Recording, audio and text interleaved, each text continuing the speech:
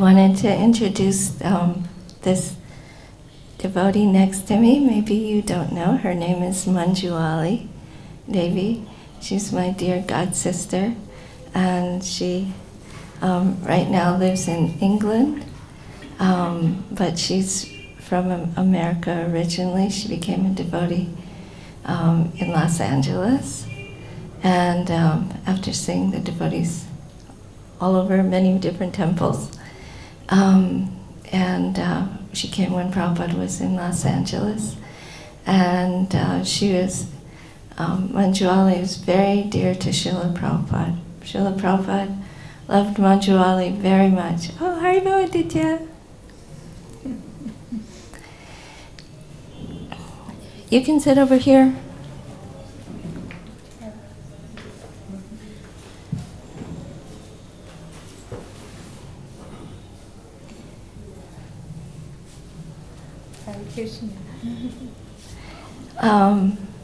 So much so that Prabhupada was very, very affectionate to Manjulali. When Manjulali got married, Prabhupada himself, he gave her wedding presents and he blessed her.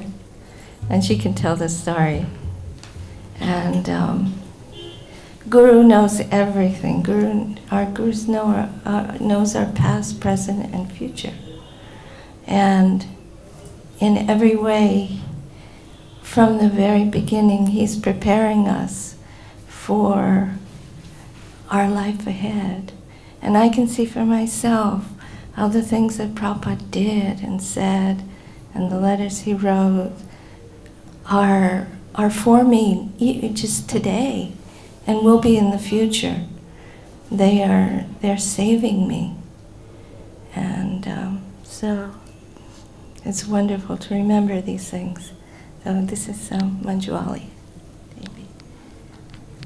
Hare Krishna. No, Megana Chamantasya Gana Gana Salakaya. Jaksam Chanjena Tasmai Shri Gurave Namaha.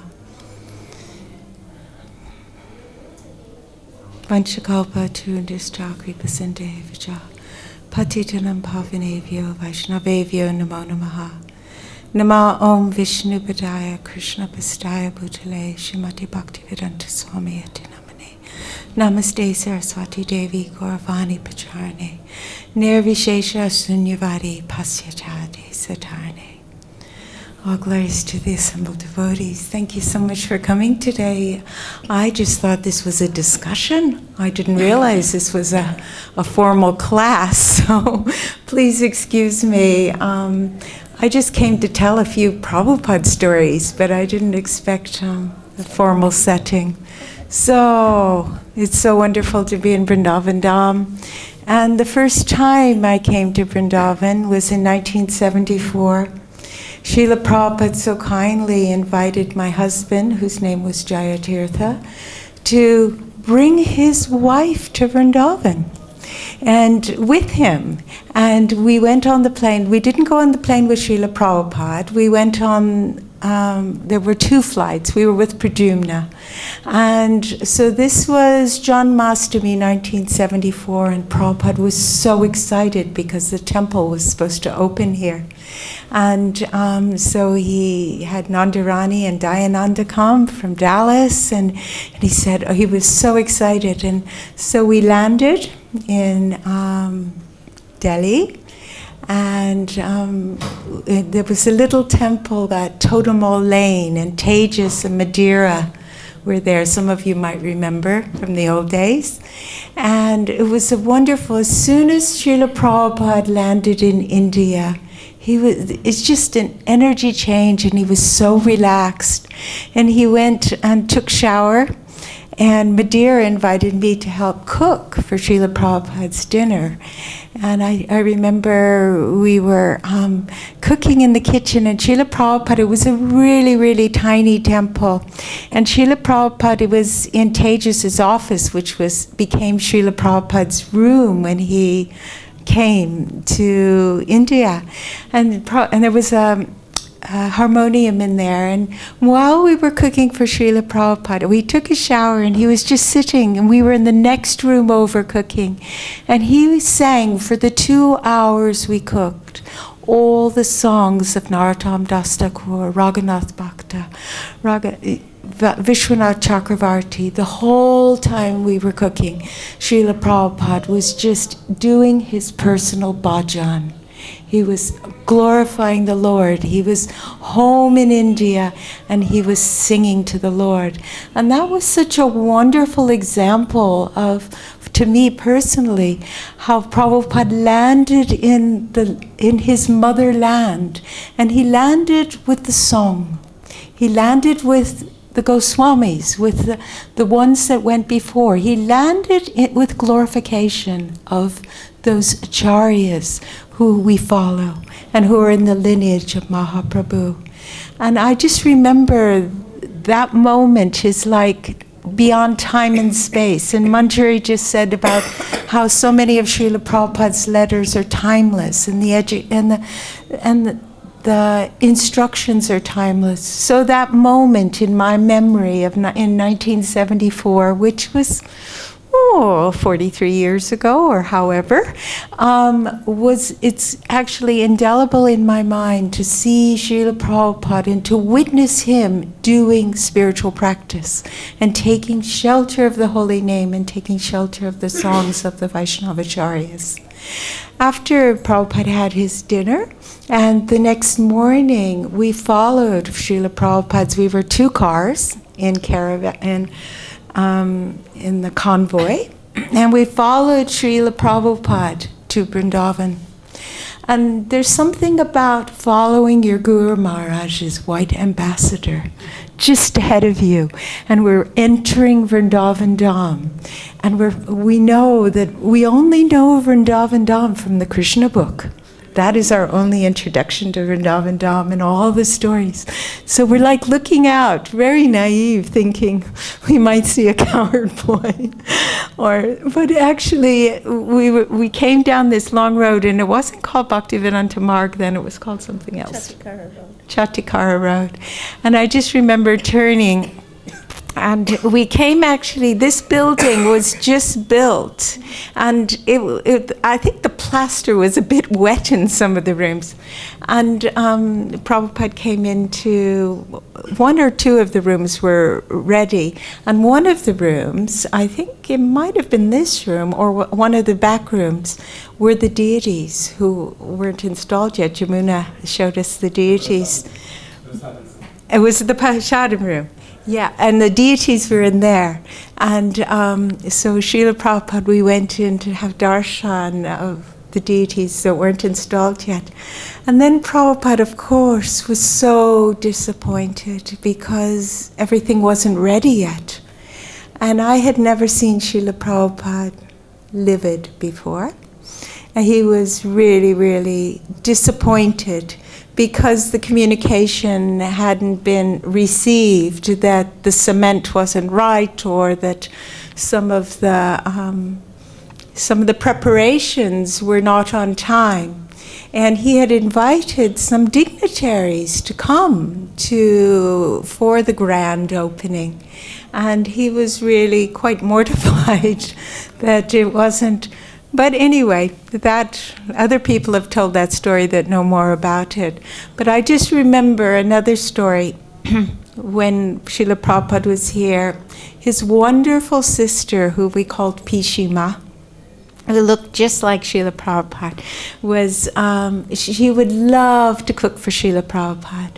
And in one of the little rooms where, out the back, because this was kind of a building site, there was a little room where Jamuna and Pishima and some of the other ladies were cooking for Srila Prabhupada. So Jamuna invites me in, "Oh, come Manjulali, come and help." So, and I didn't, working on the floor was a lot different than the LA marble temple and stainless steel. So anyway, I just felt a little, but anyway, we helped cut up some vegetables. And then Srila Prabhupada appeared at the door of the kitchen with a really cheeky grin. And he said, "Where's the old lady?" And we looked, and he said, "Where's the old lady?" And then we said, "Oh, Srila Prabhupada, do you mean your sister?" And he just smiled. "Tell her I want to see her." And it was just like he was really affectionate to his sister, and he was kind of like joking with us as well, you know, "Where's the old lady?" I mean, she was in her 70s. She's probably my age at the time, but it was, it was really, it was nice to see that human side of Srila Prabhupada. And another, I can tell, I've told this story before, and you've probably all heard it online, but anyway, there's another wonderful story that's really personal to me. But it was, Manjari mentioned that Srila Prabhupada, in 1972, we were in Los Angeles, and I got married, and with 24 hours, I had to make up my mind, and then 1 week later, I got married. And in those days, everyone was arranged. So I surrendered, and we had a wedding, and Srila Prabhupada didn't come to the wedding, but he invited us to the garden after the wedding. And at that time, he was giving a lecture that we heard not recently, actually. It was from, I think, the 22nd or 20th of September, or 26th of September, 1972, in Los Angeles. And he was talking about his own wife, and that actually a beautiful wife is an enemy to the husband, right? And that he was talking about that, you know, he had a choice of one wife or another, but he chose the one that he chose.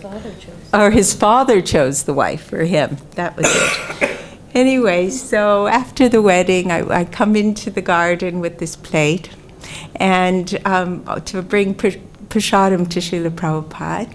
And we just enter the door, and Prabhupada was sitting on his asana. And I don't know if you've ever been to the Los Angeles garden, but it was a very intimate affair. Prabhupada had a lovely roses in there. There was some yellow roses over his asana. And he would sit in the garden in the afternoon, most days, and speak with different philosophers. Bhakti Sarup Damodar would often be there. Stilton Judah, who wrote Hare Krishna and the Counterculture, was a regular. Anyway, there was a group of people there. And Prabhupada looked up when we entered, and he said, "Oh, she is beautiful." And he winked. And at that point, it was like, oh my God, I'm an enemy already. And Srila Prabhupada was really showing his, and then he had us come and sit right at his feet. And I was going to sit at the back. And so then I brought, like a good wife, I brought him the plate, prasadam, and he didn't want, he said to put it down, but he took the drink. And you know how Srila Prabhupada used to drink? He would lift his cup, it was silver cup, and he would lift it, knock his head back, and the little finger would be in the air, and he would take a drink, and then he would savor, and then he'd take another drink. And then he looked at my husband, "She can cook." So I had some grace. Maybe I was young, but at least I could cook. So maybe there was some hope in this relationship. But Prabhupada had us come really and sit just like his children, right at his feet. And he said, so sweetly, he said, "So, what do your parents think of this Krishna consciousness?" And I told him my mother had come to the wedding. Of course, that's another story. I just rang my mother up about 3 days before the wedding and said, "By the way, Mother, I'm getting married on Saturday." And she said, "Can I come?" We were so in the Krishna bubble then. We were just like the material world. We were just so, just so involved in our devotional daily activities that, it was just, it's just another day of service, get married, But so Prabhupada wanted to know about our parents. He wanted to know what they thought of Krishna consciousness. He wanted to know, he was just really personal, and he was really a father to us, when there was some he would always, you know, as time went on, it wasn't so personal, but we always knew that he was our well-wisher. And he always said that in his letters, I'm your ever well-wisher. But he was, you know, we really felt we didn't have to be in his presence to have that connection. And actually, as time has gone by, and now we looked this year, it's the 40th anniversary of Srila Prabhupada leaving us. In 1977, he came to London. He came to Bhaktivedanta Manor. We were there on his last trip to the West. And you know, and then he left us. And we never thought that Srila Prabhupada would leave us. We couldn't believe that he would leave us. But he hasn't really left us. He's left us in his physical form, but he hasn't left us because he's made an indelible mark on our hearts and our minds. And he's changed us, and he's ever present. This is what a spiritual master teaches us. He teaches us that when we take shelter of our Guru Maharaj, when we take shelter of the holy name, we enter into a realm that is blessed, that is, we deepen our connection with the divine, we deepen our connection, and he has promised us by the holy name, that little parcel that he's given us, Nam, that actually he's promised us that this life will be perfect and the next will be perfect and we can go back to Godhead. He told me that personally, actually. I think it was about 1974, I was dressing the deities. I'm sorry, these are all my stories, but I feel today that a great honor to share these stories, because these stories are my stories, but these stories aren't just my stories. These stories are an example of Srila Prabhupada's grace and his teaching in a day-to-day situation. One day in Los Angeles, I was the pujari there, and one day, Prabhupada, you know, when he would go for the Govinda prayers, and we'd be fanning. In those days, women could fan. Women were allowed on the altar to do puja. And so we would dress the deities, and then we would have, there were 3 altars in Los Angeles. Many of you have probably been to New Dwarka before.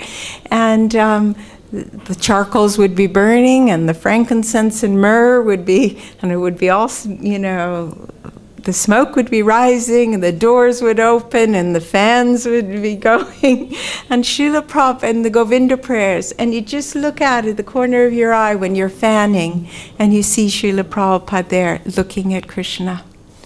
And there's nothing to really actually express the feeling of that corner of your eye and your spiritual master watching Krishna and actually seeing Krishna. And I remember one day Prabhupada was looking at Rukmini Dwarkadish for such a long time, and I thought, oh gosh, you know, he's really communing with Dwarkadish, with Krishna. Anyway, we finished that, into the kitchen to cook an offering, because we were always on a marathon, as I'm sure all of you are still these days, in the kitchen cooking, and Shruti Kirti comes downstairs. Srila Prabhupada wants to see you right away. I thought, oh my God, what have we done, you know? Is something wrong? And so throw off the apron, run upstairs, throw the sari up, run upstairs and just offer obeisances. And I just remember entering the room, and this is New Dwarka, and Prabhupada's room was a beautiful blue color. He asked us once, we asked him what color he wanted his room. And he said when he was a child, his room was blue, and he had saffron curtains, orange curtains. And so we made his room blue with orange curtains, so it would remind him of his childhood time. And he liked that color combination. I just remember entering the room, and it's just one of those indelible marks on your mind again. And Srila Prabhupada, the sun was coming in behind Srila Prabhupada, and he was sitting on his asana, and he was bare-chested, just he was bare-chested, and he had just the top cloth over one side and his Brahman thread. And he, what is it called? Uttariya. Uttariya, okay. my Sanskrit expert. I just saw Srila Prabhupada was like a golden halo around him, and he had a smile on his face. And I went in and offered my obeisances and said, Hare Krishna, Srila Prabhupada, you called for me? And he looked at me and he said, did you dress the deities today? And I said, yes, Srila Prabhupada, is everything okay? And he said, you have done very nicely. Thank you so much. And then he said that you serve Krishna every day. This life will be perfect. If you always serve Krishna, this life will be perfect and the next will be perfect, for you will go back to Godhead. And I saw this as a promise from Srila Prabhupada, not for me personally, but for all of us, that if we serve Krishna, that we have the promise of going back to Godhead. Serving Krishna, remembering Krishna, we have that promise.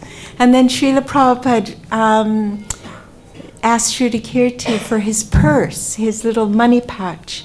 And he went into his money pouch and he took out $20, which in 1974 was quite a lot of money, and handed it to me as a donation for the deities. Again, a lesson. Again, dakshina for the deities. Srila Prabhupada teaching us always to give, always to serve, always to, pass on what we get to the Lord and to the Lord's devotees. And I was so excited. I said, Srila Prabhupada, it'll go for the next outfit, But it was just that moment. And he said, thank you very much, keep and teach others how to do this. He said, share this knowledge with each other. Because, I am teaching you, now you teach others. And that's why, I'm not a public speaker. I don't give classes. But I have a few little stories that actually show a side of Srila Prabhupada as our father, as our well-wisher, as our beloved guru. And as someone who is overlighting the mission of Mahaprabhu, the mission of Sri Chaitanya and the ISKCON movement. So those are a couple of stories. There's a few more, but I think I'll let Manjari speak now. So thank you for listening. And please, I'm sorry if I've made any offenses. It's your turn. You got some really great stories.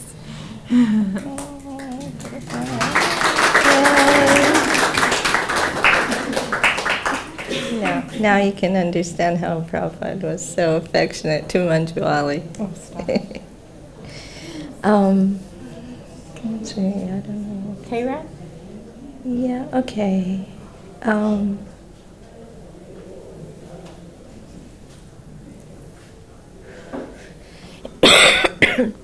I was reading the letter on Prabhupada's desk, and I was thinking of the days in India, and when she was chanting so beautifully, how Prabhupada loved Jamuna to chant, and Prabhupada would have Jamuna chant in the temple room. And at the Hyderabad Pandal, Prabhupada, a long time ago, we used to have this tape. We would always listen. Prabhupada had Jamuna leading the kirtan of thousands of people. So Prabhupada was very encouraging to his female devotees. I mean, we never really thought of distinction so much then. Like here at the Krishna Balaram temple, the women, they had I don't know if they didn't have 24-hour kirtan, but the women were leading the kirtan in the temple room, just like the men, and more men, of course, but the women also Arundhati, also Jamuna, and the women were dressing the deities on the altar here. Yeah, these things should be known. It's not done now for different reasons, but it should be known that in Prabhupada's time, this is the way it was. So we shouldn't get the idea we're better than our spiritual master. But Prabhupada was back to this letter, the letter on Prabhupada's desk. This is a letter to Akshayananda. And he's saying, if you get the chance, open a temple in Kanpur. And how Kanpur was the third most important city in India, behind Calcutta and Bombay. He didn't mention Delhi. But that Kanpur was very important, and he should open a preaching center there. And I was remembering also how Prabhupada was on the train. They were, I'm not sure where they were coming from, but Jamuna and Gurudas, Giriraj were on the train, and they stopped, and this man came on the train, and just like an ordinary man, and he was speaking very, very enthusiastically to Prabhupada. And then Prabhupada turned to the devotees, and he said, you should get off this train. He wants to start a center. You should go with him. They were in Delhi. So, I mean, the devotees had to be prepared to do that for Prabhupada. And Prabhupada would, on the spur of the moment, they were, blissfully having Srila Prabhupada's association and traveling with him, and he said, get off the train and start a center. And this is the mood. When the devotees got married, our temples were much smaller, or non-existent. When the devotees got married, then Srila Prabhupada would, it was expected, when you got married, you didn't stay in the temple. You left, and you started your own temple. You started a preaching center. And then the preaching center would gradually develop into a temple. And this was the standard at that time. So it was very dynamic. And if you started a preaching center, then Srila Prabhupada promised he would come. And he came. And so it was sort of like that. When I got married in New York. And it was also an arranged marriage. I remember I was friends with Atreya Rishi and his wife, Vidhi Bhakti. This is Vidhi Bhakti right here. So we go back a long way. And Atreya, one day we were at the Sunday feast, and Atreya Rishi said, I'm going to, I said, I heard you're going to Iran. I didn't even know how to pronounce it. That Srila Prabhupada was sending Atreya Rishi to open a center in Iran. Atreya Rishi was, Prabhupada was very proud of him. He was working on Fifth Avenue. Or was it Park Avenue, in New York. I once asked Govinda Dasi, what is Prabhupada's favorite city? And she said, without a doubt, New York. Prabhupada, that was very fun. This is where Prabhupada got started. And what did Prabhupada say? The most important street in the world, Fifth Avenue? Yeah. So anyway, Atreya Rishi was working down there with a company called Arthur Young and Company. It was one of the top 5 accounting firms in the world. And they were sending him to open a center, a branch in Tehran. At that time, Iran was just a burgeoning oil country.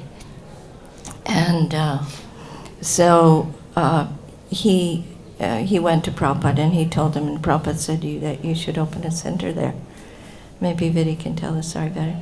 No. And so then Prabhupada said, I'll give you anybody that you want. You just, you want to go with you to help you. And he said, no, I just want one. And this is my friend Navayovana. So sometime later, I met Atreya. I heard you're going to go to Iran. And Atreya turns to me and he says, yes, would you like to go with me? And I thought, yeah, I'd love to go. I couldn't wait to get out of New York.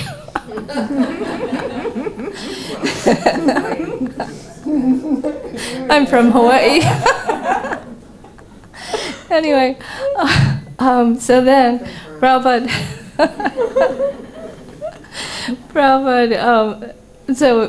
they were going to go, but he wanted Navayovana, but Navayovana wasn't married, and he wanted Navayovana to get married. Afterwards, he said, "I'd like you to go, but I'd like you to go married." And I thought, well, how am I ever going to do that? He said, I know someone.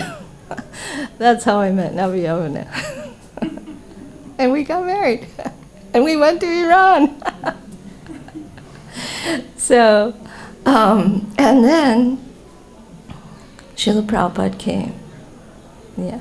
We were there for some time, and we were, introducing. Of course, this is a Muslim country, and everything had to be very low-key.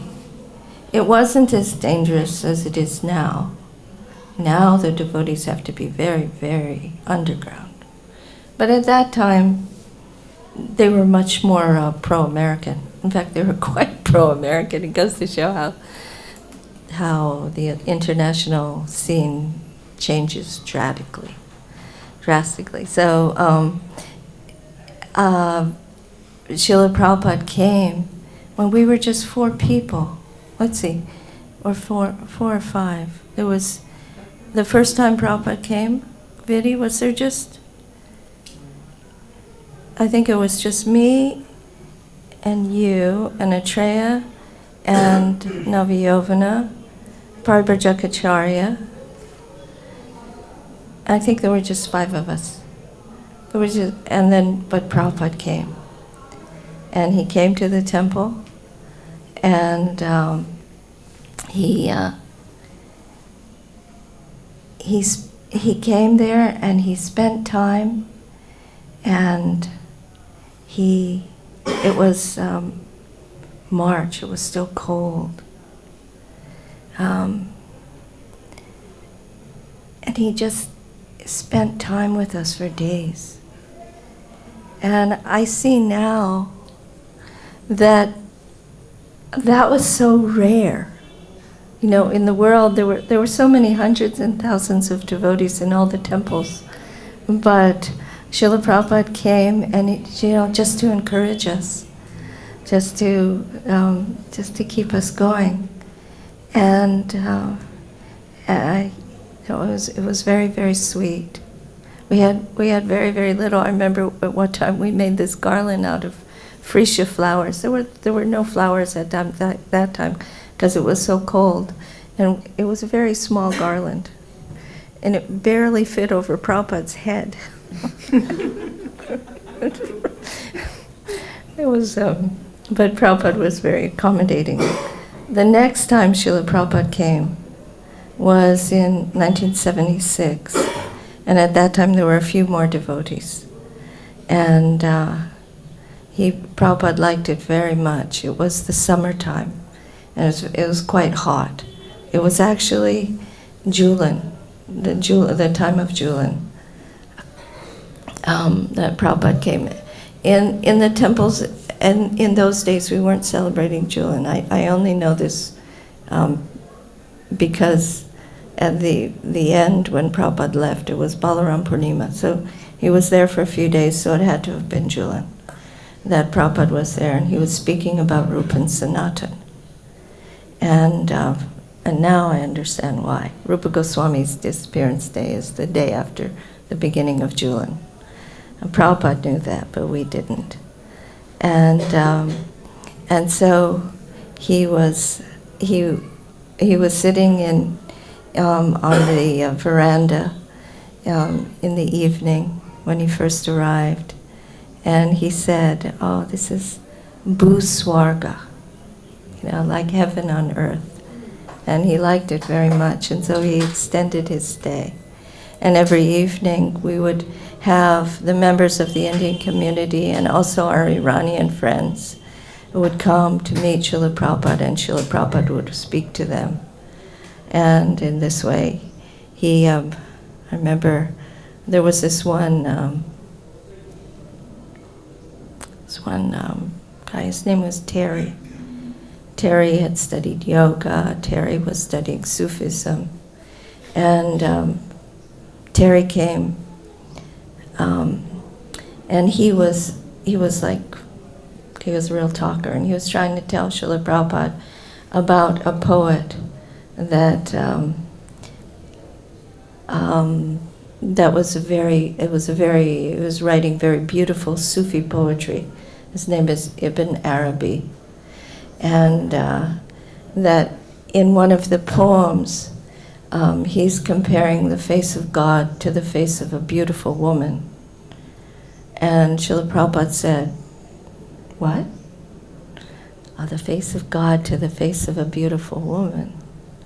And there's a pause, and Prabhupada said, "Therefore, in Islam, they say that God has no form. Because otherwise, people are going to compare the form of God to the most beautiful thing they can think of in the material world, which is the face of a beautiful woman." And so it's like, in order that this doesn't happen, better there's no form. So Prabhupada was speaking like that. Another time, they were sitting on the veranda. It was evening time, and Iran is a Shiite country. So they have namaz, which is the call to prayer, 3 times a day. In the Sunni countries, the call to prayer is 5 times a day. But in the Shiite countries, 3 times, and this is the dawn, noontime, and sunset. So it's like the times of Gayatri. So they're having the call to prayer. It was the sunset. And Prabhupada was sitting there, and Acharya Rishi was there. And it's on the loudspeaker, and so you hear, ya la la la, I forget how it goes. But it's very beautiful. And Prabhupada said, "What is this? Can you explain it to me?" And Acharya was explaining it, this is in the name of Allah, who is the most merciful, the most kind. And he was explaining. And then he said they're saying these different names of God. And he said, Acharya says to Prabhupada, "But then the name of Krishna is the best name, isn't it?" And Prabhupada said, "Oh, you're trying to make me sectarian."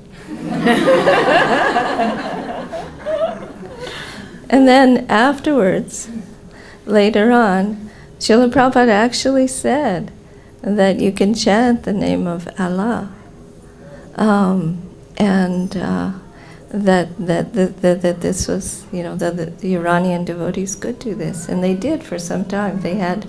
They had Sankirtan on the street chanting different names of Allah. Radhika Priya can tell you. They had they made up some kind of mantra using that. Because they're very beautiful. Bismillah ar-Rahman ar-Rahim. These are in the name of God, who's the most merciful, the most kind. So, Prabhupada was not sectarian. And but he was always encouraging that you come, however you come to Krishna. And he especially was very, very kind. I remember either he said that those who are preaching in the Muslim countries, he's like, I'm not sure whether he said, I put my feet on their head, or I take their feet and put it on my head. But in any case, this is the emphasis that he gave, that this preaching is so important, and there is so much mercy that from this, that simply by trying to give the mercy of Sri Chaitanya Mahaprabhu, so much mercy comes to you, especially preaching in the Muslim countries. Who was it? Oh, it's Harinam. Harinam, who's here. I forget. He came because of that. Harinam, there's this devotee named Harinam, who has Parkinson's disease. He doesn't come around very much, but he's our godbrother. And he was in Iran. And, oh yeah, this is it. He came to us in Iran, and I remember him. And when I saw him here, it had been like so many years since I saw him. I was in Iran in 1973. I said, Harinam, I remember you. You came to Tehran years ago. And he said, yeah, that's true. And you know why I came? He said, I was here in India. I was here in Vrindavan. And so Pradumna, I think he said, was telling me, he asked, how can I make advancement? And Pradumna was saying, well, you should chant 64 rounds a day. So he was chanting 64 rounds a day. He didn't tell anybody he was chanting, but he was just chanting. And he had gone to Delhi, and so he was chanting a lot in Delhi. And so one day Prabhupada was giving a lecture, and Prabhupada said, he said, if you want the mercy of Rupa Goswami, if you want to become like Rupa Goswami, you're not going to become like Rupa Goswami by chanting. He said that you have to serve. He said, and if you serve, then you will be able to chant. And so he said, and if you serve, and you mentioned preaching. And so in the audience was Harinam, and also Kundali. I don't know if you folks remember Kundali, but he was there. And he said that they were just like so amazed and so inspired by what Prabhupada said, that they decided that they would go and preach in the hardest places in the world, which is in Muslim countries. And that's why Harinam ended up in Tehran. He had come there to try and preach there. He wasn't even staying with us, he was trying to preach on his own. And Kundali also, Kundali went to Turkey, I think, and he was preaching there. But this was Prabhupada's mood, that if you want the mercy of Sri Chaitanya Mahaprabhu, then you join his Sankirtan movement and engage in this preaching, and the mercy will come. So it was very, very special there. We were very, very fortunate to be with Prabhupada. So I don't know what else. 5 minutes? One little one? You can go as long as you Mm-hmm. I don't know, you. No, I'm done. No. One more story from you and then. You think?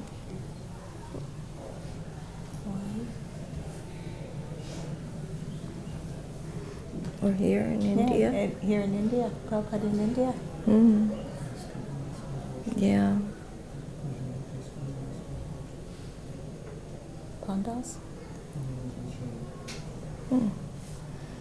I was here in India in '74 also. Mm-hmm. And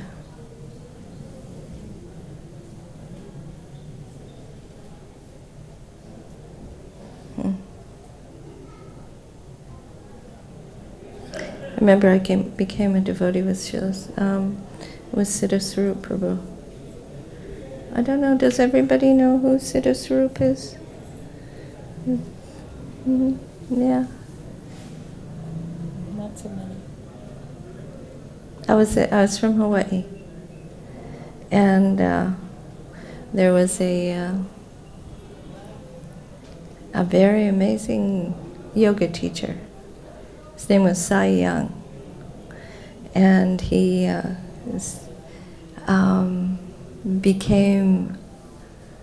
he met the devotees, and he started reading Srila Prabhupada's books, and he was chanting Hare Krishna.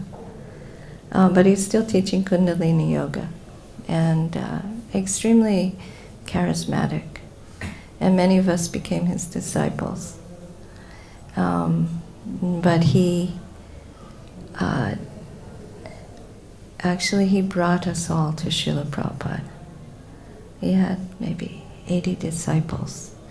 And at one point he came before us and he said, I'm your teacher, but actually, how can I be a spiritual master when I myself don't have a guru? And so I'm going to surrender to A.C. Bhaktivedanta Swami Prabhupada. And if you want, you can do that too.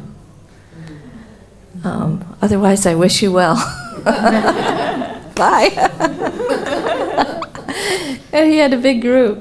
So they were such a big group that he sent us, they sent the disciples. There were just too many to join the Hawaii temple, which was very small.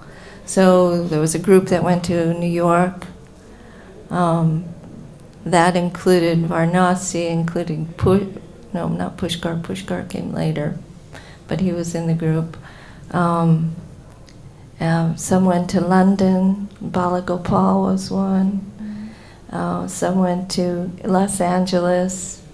Pushkar was one. And some stayed in Hawaii. Some went to San Francisco, Chiranjit. And so anyway, these devotees went all over, and now they're all over the world. And so then at some point, we were all in the temples. We had all taken shelter of Srila Prabhupada. And at some point, Prabhupada, he said to Siddha, he wrote a letter to Siddha that I'll initiate you, and then you can initiate your disciples. So this was about 6 months after we all joined. And Sai said, no, I don't want that. I want them to be your disciples. And so this is interesting, number one, because it's the only example I know of where Srila Prabhupada, usually if the guru is present, the disciple does not initiate. It's very, very rare. But this was an example. And it was an example of Srila Prabhupada's humility, that he wasn't looking for disciples. But he wanted, he wanted to teach Siddha Swarup, and he could teach his disciples. But I'm grateful to Siddha Swarup that he allowed me to become Srila Prabhupada's disciple. And so in this way, I became initiated. And that was in 1970. And but I hadn't met Srila Prabhupada yet. I didn't meet Srila Prabhupada till he came to Hawaii in 1970. I think it was 72. Yeah, it was 72. And then he installed the deities. At that time, Srila Prabhupada spoke. He installed Panchatattva deities. And every day Prabhupada spoke, and he began like this. Srila Prabhupada also, he gave sannyas to Siddhaswarup. And Siddhaswarup was very young. And Prabhupada said, he would sit and he would say, and Lord Chaitanya took sannyas when he was a very young man. And he would give a different reason, and he would explain the pastimes of Sri Chaitanya Mahaprabhu, and he would give a different reason why Lord Chaitanya took sannyas when he was a very young man. And each day was a different reason. And so, in this way, Prabhupada explains so many things. This is the first time I was seeing Prabhupada and hearing him. I have to say that even listening to Prabhupada, it was kind of hard because Prabhupada had an accent. It really took a lot for me to be able to understand Prabhupada.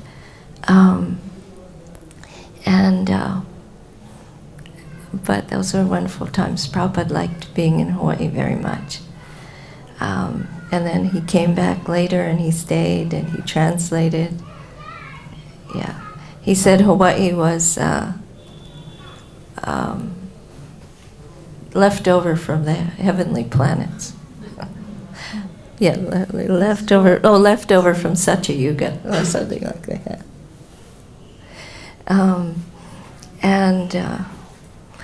So Prabhupada was there for some time, and we were all very new. But then later,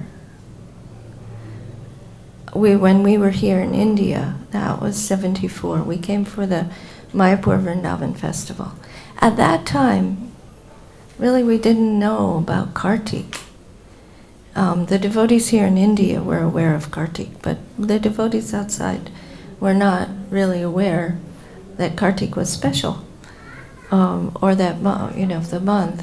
We would come. Prabhupada emphasized the Gaur Purnima festival and called it the Mayapur Vrindavan festival, because first we would go to Mayapur and then we would come to Vrindavan. Kartik, Srila Prabhupada made Kartik famous by leaving this world in Kartik, and therefore we became aware of the glories of Kartik Mahina. But anyway, we had come for that festival. I think the New York Temple, they had rented an entire plane. They had a whole plane load of devotees, and they had come to Mayapur. And Prabhupada was very sweet. And at that time, we were going out on the Navadvip Parikrama. Chutananda was leading. But sometimes I would stay back because I was helping Rukmini to clean Prabhupada's rooms. So I would always be late to go on Parikrama, or sometimes I would miss it. But at that time, I remember I would sometimes go up to Prabhupada's rooms, and Prabhupada would be there, and he was really, really sweet to me. He would invite me in. Sometimes he was eating, he would have me come, and he'd give me from his plate, like this. And in other ways, it was such a sweet time.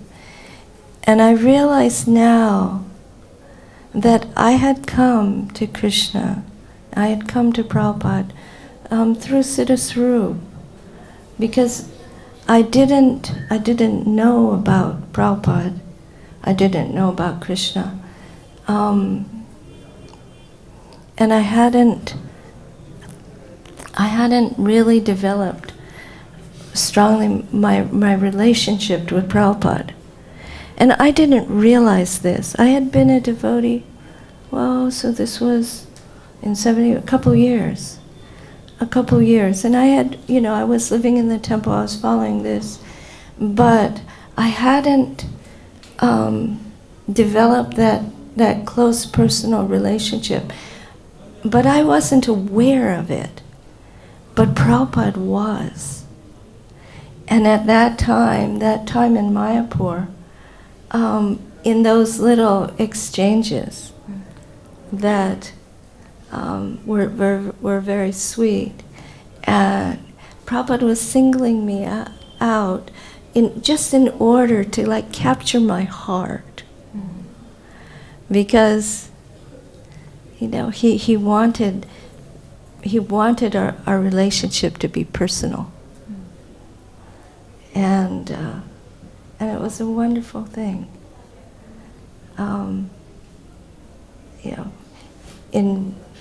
Now I see how Prabhupada arranged the whole thing, and Prabhupada was so especially kind. And Prabhupada, I can see how our relationship with Guru, it's personal. It's always personal. These people that think that, Prabhupada is my Guru. I mean, Prabhupada is our Shiksha Guru, but like the Ritviks that to be initiated by Prabhupada. In Ritvik, philosophy is a kind of impersonalism. And how is it impersonalism? Because you're not giving the Guru, you're not considering him like a person. A person can say yes or no. But it's like what's his name? Ekalavya. He took Duryodhana as his guru. I mean, not Duryodhana, Dronacharya. He took Dronacharya as his guru without asking him. It's like, you are my guru. I have your murti right here, and I learned from you. This is the problem. It's impersonalism. He's taking it. So, in the same way, the Ritvik philosophy is like taking Prabhupada. I'm your disciple now.